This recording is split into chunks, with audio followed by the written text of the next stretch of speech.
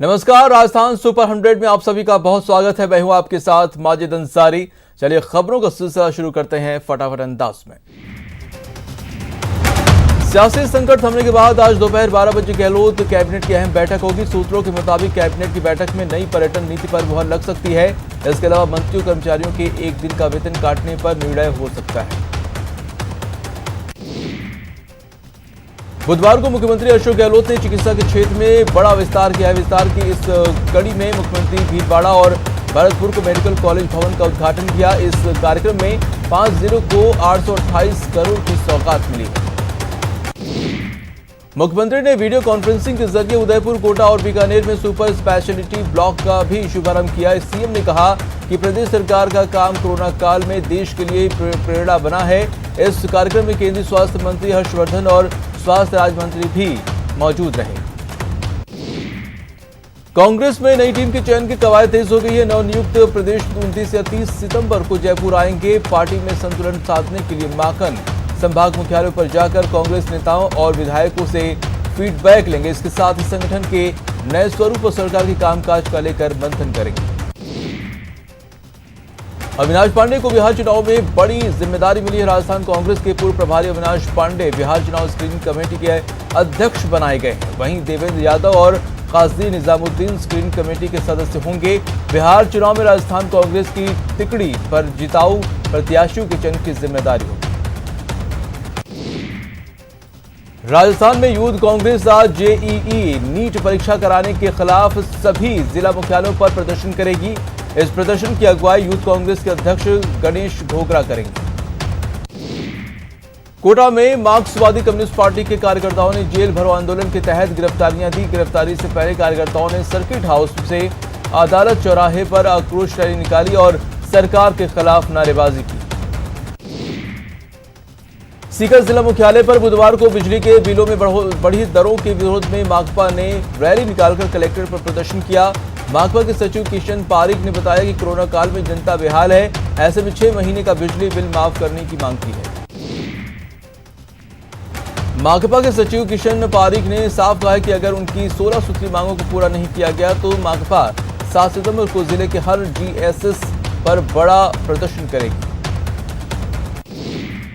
अजमेर में 3 सितंबर से शुरू होगी आरबीएससी की सप्लीमेंट्री परीक्षा। आरबीएससी ने एडमिट कार्ड के अपलोड बोर्ड वेबसाइट से कार्ड डाउनलोड किए जा सकते हैं। 10वीं 12वीं में करीब 1.25 लाख बच्चे देंगे परीक्षा। राजस्थान में जियो 2.46 करोड़ ग्राहकों के साथ सबसे आगे। भारत की अग्रणी डिजिटल टेक्नोलॉजी कंपनी रिलायंस जियो प्रदेश के सभी 33 जिलों को जोड़ने वाला एकमात्र 4G नेटवर्क है। 24 घंटे में कोरोना के 67,151 नए मरीज सामने आए हैं और 1,059 लोगों की मौत हुई है। कोरोना मामलों की संख्या बीते दिन दुनिया के बाकी देशों में सबसे ज्यादा है। आईसीएमआर के मुताबिक अब तक कुल 3 करोड़ 95 लाख सैंपल टेस्ट लिए जा चुके हैं, जिनमें से 9 लाख सैंपल की टेस्टिंग कल की गई। पॉजिटिविटी रेट 7% से कम है। स्वास्थ्य मंत्रालय के मुताबिक देश में जिन लोगों की मौत हुई है उनमें से 51% संक्रमितों की उम्र 60 साल से ज्यादा थी, तो 45 साल से कम उम्र के लोगों का औसत सिर्फ 13% है। वहीं महिलाओं के मुकाबले पुरुषों की मौत ज्यादा हुई। मर्दों में महामारी की रफ्तार थमने का नाम नहीं ले रही है। 1345 नए केसों के साथ कोरोना मरीजों की संख्या 74,600 के पार पहुंच गई है। इलाज के बाद 58,891 लोग ठीक होकर घर लौट चुके हैं, जबकि 14,000 से ज्यादा केस अभी भी एक्टिव हैं। बीते 24 घंटे में 12 लोगों की मौत के बाद महामारी में जान गंवाने वालों की संख्या 992 पहुंच गई है। जयपुर में 3, बीकानेर में 2, जोधपुर में 2, बूंदी में 1, अजमेर में 1, डूंगरपुर में 1, झालावाड़ में 1, सीकर में 1 मौत दर्ज हुई। सीएम अशोक गहलोत ने देर रात कोरोना को लेकर जिलेवार समीक्षा की इस बैठक में मुख्यमंत्री ने अधिकारियों को हेल्थ प्रोटोकॉल की पालना, टेस्टिंग बढ़ाने और बचाव पर जोर देने के निर्देश दिए। मुख्यमंत्री अशोक गहलोत ने बड़ा फैसला लेते हुए 7 सितंबर से आम लोगों के लिए धार्मिक स्थल खोलने का ऐलान कर दिया है। धार्मिक स्थलों पर कोरोना से बचाव के उपायों और हेल्थ प्रोटोकॉल की पालना अनिवार्य होगी। इस दौरान पुलिस अधीक्षक धार्मिक स्थलों का नियमित निरीक्षण भी करेंगे। जयपुर पहुंचे केंद्रीय पर्यटन मंत्री प्रहलाद पटेल ने मीडिया से बातचीत के दौरान कहा है कि 1 सितंबर से शादी समारोह में लोगों के शामिल होने की संख्या संबंधित पाबंदी हटा ली जाएगी। प्रदेश में कोरोना की रफ्तार हाई है, लेकिन सरकार भी इस पर काबू पाने के लिए हर संभव प्रयास कर रही है। स्वास्थ्य मंत्री डॉक्टर रघु शर्मा ने अपनी तैयारियों को लेकर मीडिया से बातचीत की, जिसमें उन्होंने बताया कि प्रदेश में 51,640 जांचें प्रतिदिन करने की क्षमता विकसित कर ली गई। बाड़मेर जेल में कोरोना विस्फोट होने के बाद कैदी भूख हड़ताल पर बैठ गए हैं। कैदियों ने जेलर सुमेश सिंह पर कोरोना नियमों में लापरवाही बरतने का गंभीर आरोप लगाया।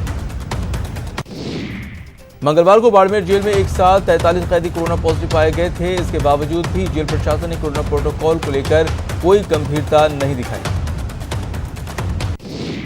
बुधवार को चिकित्सा एवं स्वास्थ्य विभाग के प्रमुख सचिव ने वीडियो कॉन्फ्रेंसिंग के माध्यम से प्रदेश के जिलों के वर्तमान हालातों की समीक्षा की। कोटा में कोरोना का कहर थमने का नाम नहीं ले रहा है। बुधवार की शाम एक और मरीज ने इलाज के दौरान दम तोड़ दिया। इससे पहले 4 मरीजों की मौत हुई है। कोटा में बुधवार को कोरोना के 252 नए केस आने से चिकित्सा विभाग में हड़कंप मच गया है। इसके साथ ही कोचिंग सिटी में कोरोना पॉजिटिव मरीजों का आंकड़ा 5000 के पार पहुंच गया है। बीकानेर के खाजूवाला में घेगड़ा झील पर पार्टी करने गए 2 युवकों के डूबने से हड़कंप मच गया। साथियों की सूचना पर पहुंची पुलिस और गोताखोरों की टीम ने झील में काफी तलाश की, मगर दोनों युवकों का कोई सुराग नहीं लगा। झील के किनारे दोनों युवकों के कपड़े मिले। सिरोही के आबू रोड में बुधवार को एक हादसा हो गया है, जहां पर मानपुर बनास नदी में एक युवक बह गया। यह हादसा गणेश प्रतिमा के विसर्जन के दौरान हुआ। यहां 2 युवक नदी में गिर गए, जिसमें से बचा लिया गया, लेकिन दूसरे की तलाश जारी है। सिरोही के उथमड़ टोल प्लाजा पर बुधवार की देर शाम कार पर सवार बदमाशों ने जमकर बवाल काटा और बंदूक की धौंस दिखाकर हंगामा किया। बाद में ये सभी खुद टोल का बैरिकेड हटाकर चलते बने। ये पूरी वारदात सीसीटीवी कैमरे में कैद होगी। श्रीगंगानगर के साधु शहर इलाके के खाट सचवार गांव में एक भाई ने अपने ही सगे भाई की कुल्हाड़ी मारकर हत्या कर दी। वारदात को अंजाम देने के बाद हत्यारा खुद ही थाने पहुंच गया और वारदात की जानकारी पुलिस को दी। सूचना पर साधु शहर थाना पुलिस प्रभारी मौके पर पहुंचे और मामले की पड़ताल की। पुलिस ने उसके मुताबिक दोनों भाइयों में पहले झगड़ा हुआ और इसी खुन्नस में बड़े भाई ने अपने छोटे भाई की कुल्हाड़ी मारकर हत्या कर दी।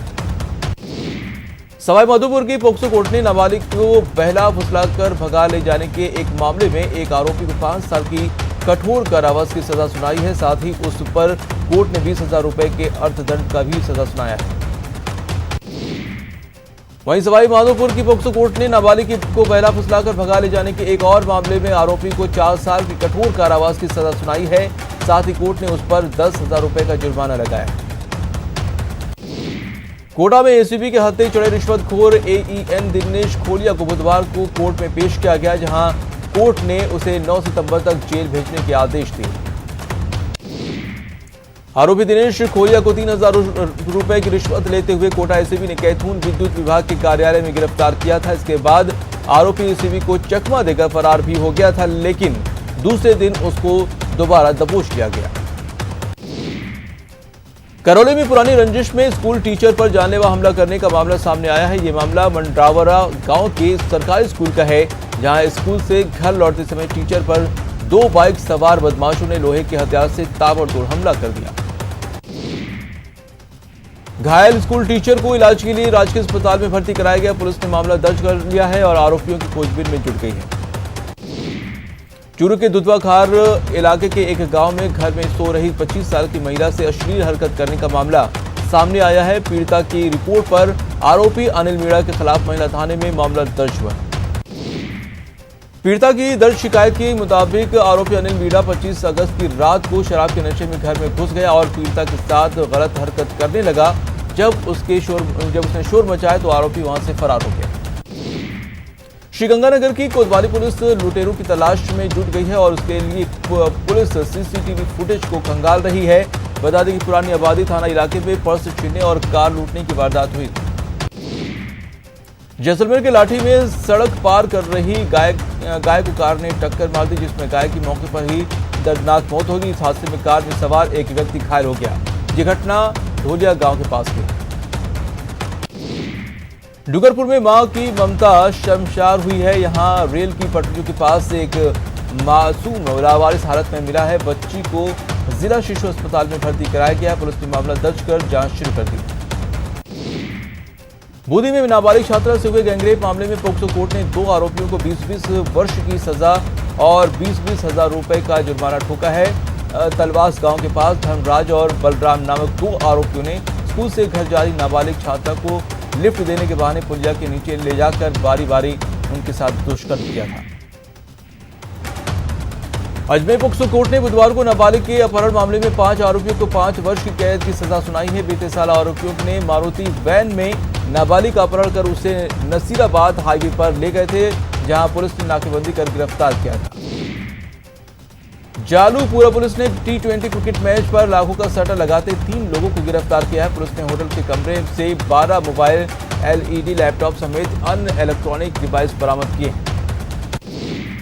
बीकानेर के नोखा में चोरों का आतंक लगातार बढ़ता जा रहा है। चोरों ने BSNL कार्यालय को निशाना बनाया और 15 बैटरी सेल और 100 किलो लोहे का स्क्रैप लेकर फरार हो गए।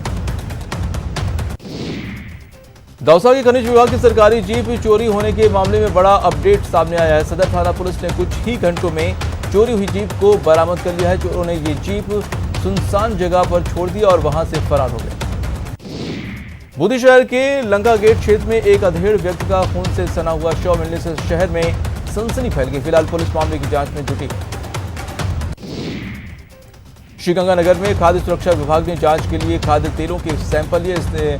इन तेल के नमूनों को जांच के लिए भेजा गया है और तेल में मिलावट पाए जाने पर दोषी दुकानदार के खिलाफ कार्रवाई होगी।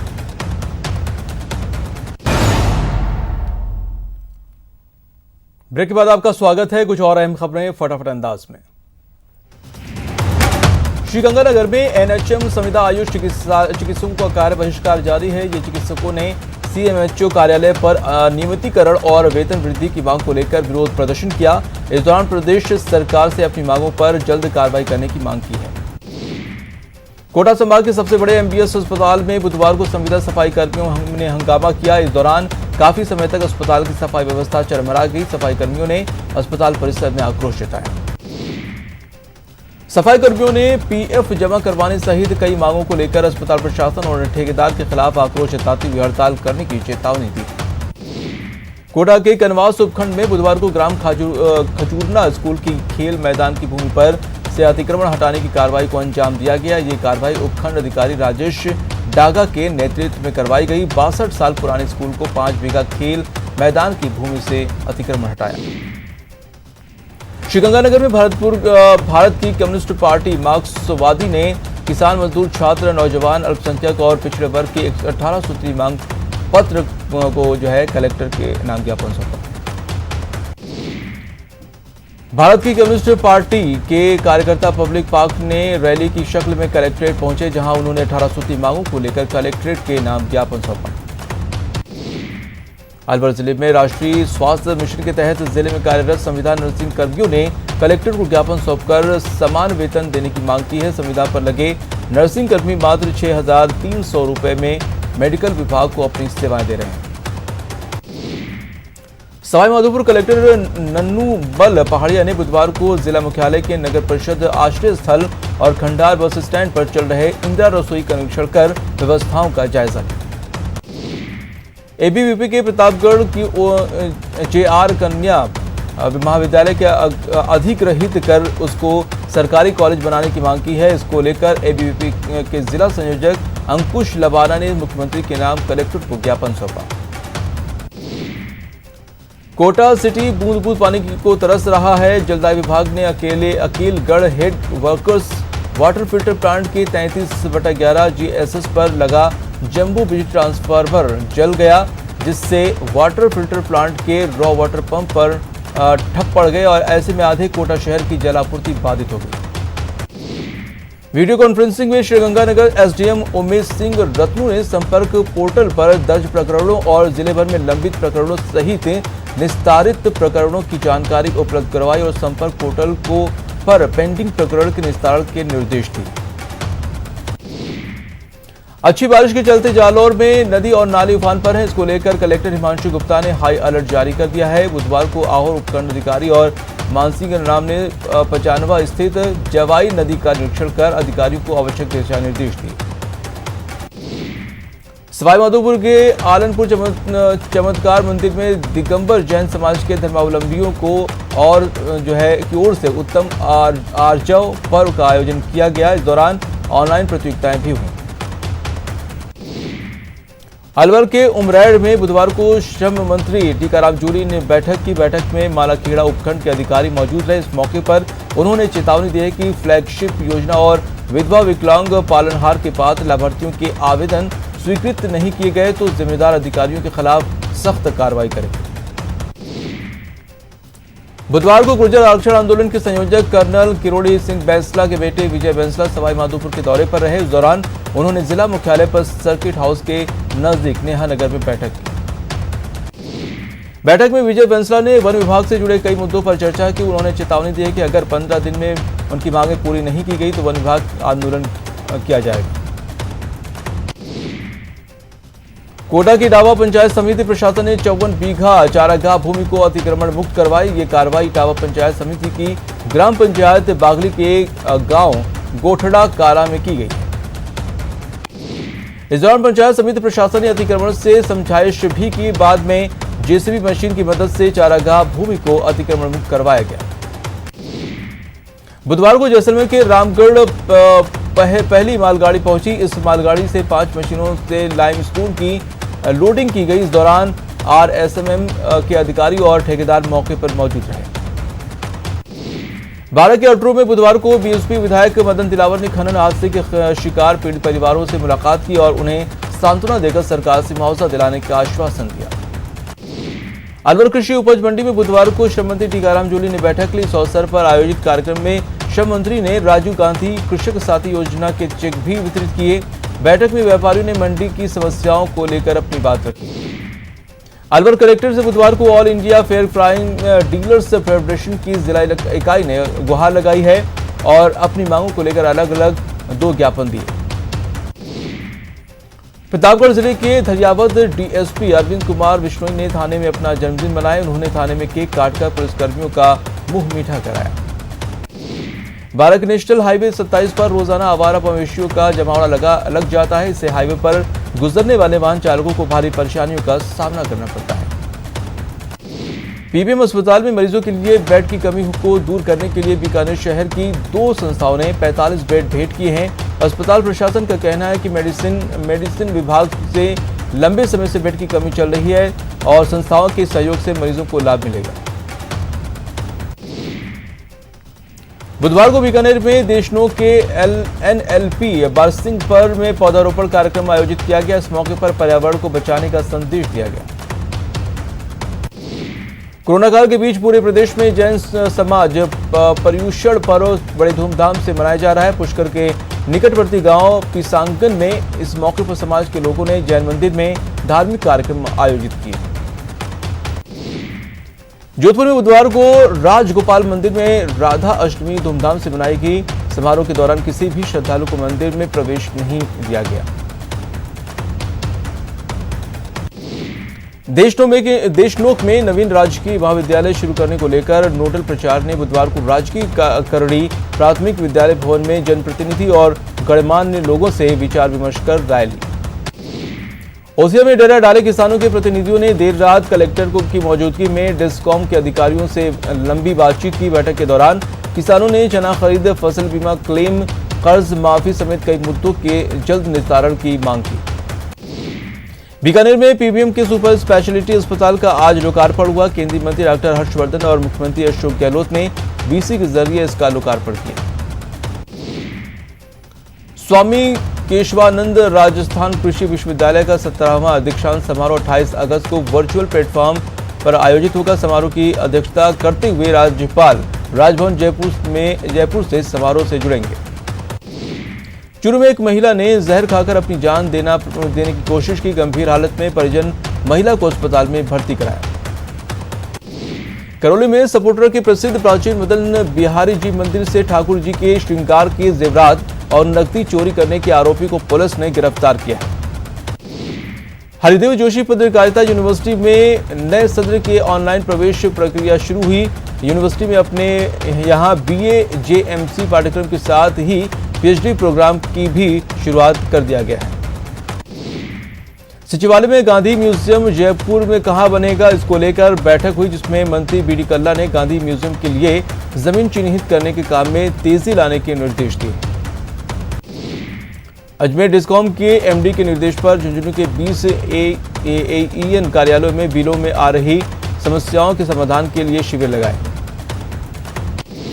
बारां में लॉकडाउन के बावजूद एक फाइनेंस कंपनी ने अपना दफ्तर खोला, जिसमें ग्राहकों की भीड़ लग गई। सूचना पर पहुंची पुलिस ने दफ्तर में मौजूद कर्मचारियों का चालान बना दफ्तर पर ताला लगा दिया। डूंगरपुर में कोरोना संक्रमण का दायरा बढ़कर 999 पहुंच गया। इधर मेडिकल कॉलेज के आई रिपोर्ट में 4 नए कोरोना के केस सामने आए हैं। वहीं एक वृद्ध महिला की कोरोना से मौत भी हो गई। प्रदेश में विद्यार्थियों को रोजगार का प्रशिक्षण देने वाले व्यावसायिक प्रशिक्षक ही कोरोना में बेरोजगारी की मार झेल रहे हैं। करीब 2 साल तक की मानदेय का इंतजार कर रहे प्रशिक्षकों को कोरोना के दौर में एजेंसियों ने नौकरियों से निकाल दिया है। किसानों ने किसान संगठन राजस्थान नाम से एक नया संगठन बनाया। किसान महापंचायत के राष्ट्रीय अध्यक्ष रामपाल जाट के मुताबिक अब तक करीब 50 किसान संगठन इसमें शामिल हो चुके हैं। अभिभावकों के प्रदर्शन के बाद भी बिना स्कूल खुले निजी स्कूलों की फीस वसूली जारी है। शिक्षा राज्य मंत्री गोविंद सिंह डोटासरा पूरे मामले में अभी सख्त कदम उठाने से गुरेज कर रहे हैं। जयपुर जिले के 19 महात्मा गांधी इंग्लिश मीडियम स्कूलों के प्रिंसिपल ने बुधवार को मानसरोवर स्कूल का दौरा किया और इसकी सफलता की कहानी जानी। प्रदेश के शिक्षा महकमे में इन दिनों फिट इंडिया मूवमेंट की धूम है। 15 अगस्त से शुरू हुए अभियान में रन फॉर इंडिया की मुहिम शामिल की गई है, ताकि कोरोना के दौर में स्कूली बच्चे, शिक्षक, अभिभावक फिट रह सकें।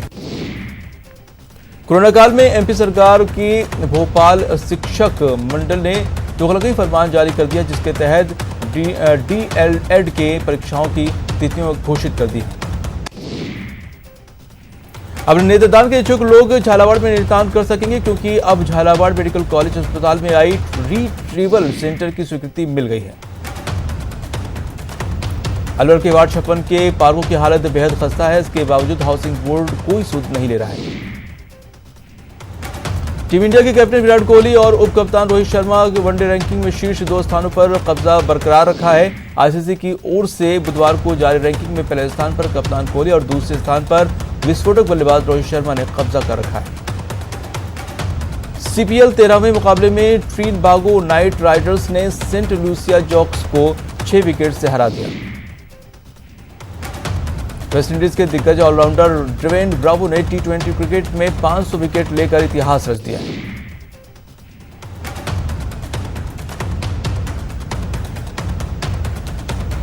अफगानिस्तान इस साल के अंत में ऑस्ट्रेलिया के साथ अपना पहला टेस्ट मैच खेल सकती है। दोनों टीमों के बीच ये टेस्ट मैच 7 से 11 दिसंबर के बीच पर्थ में खेला जा सकता है।